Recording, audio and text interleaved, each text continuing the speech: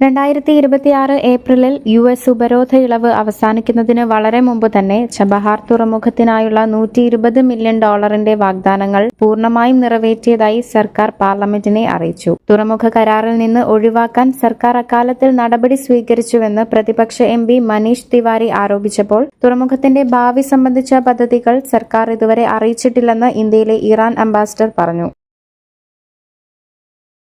അമേരിക്കയുമായുള്ള ചർച്ചകളുടെ അന്തരീക്ഷം പോസിറ്റീവാണെന്ന് ഇറാൻ വിദേശകാര്യമന്ത്രി അബ്ബാസ് അറാഗ്ചി വിശേഷിപ്പിച്ചു. ഇരുപക്ഷവും ചർച്ചകളുമായി മുന്നോട്ടു പോകാൻ സമ്മതിച്ചു. വാഷിംഗ്ടണിൽ നിന്നുള്ള ഭീഷണികളെ തുടർന്നാണ് ചർച്ചകൾ നടന്നത്. കൂടാതെ സർക്കാർ വിരുദ്ധ പ്രതിഷേധങ്ങൾക്ക് ഇറാൻ മാരകമായ മറുപടി നൽകിയതിനെ തുടർന്ന് മിഡിൽ ഈസ്റ്റിലേക്ക് ഒരു വിമാനവാഹിനി കപ്പൽ സംഘത്തെ വിന്യസിച്ചതിനു ശേഷവും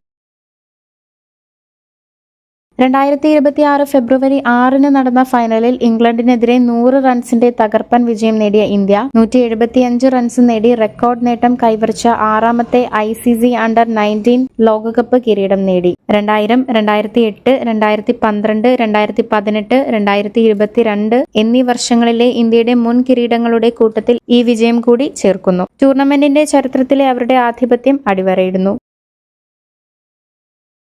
പാകിസ്ഥാൻ തലസ്ഥാനമായ ഷിയ പള്ളിയിൽ വെള്ളിയാഴ്ച പ്രാർത്ഥനയ്ക്കിടെയുണ്ടായ ചാവേർ ബോംബ് സ്ഫോടനത്തിൽ 31 പേർ കൊല്ലപ്പെടുകയും 169 പേർക്ക് പരിക്കേൽക്കുകയും ചെയ്തതായി പോലീസ് വൃത്തങ്ങൾ അറിയിച്ചു. ഫെഡറൽ തലസ്ഥാനമായ ഷെഹ്സാദ് ടൗൺ പ്രദേശത്തെ തർലായ് ഇമാം ബർഗയിലാണ് ശക്തമായ സ്ഫോടനമുണ്ടായത്.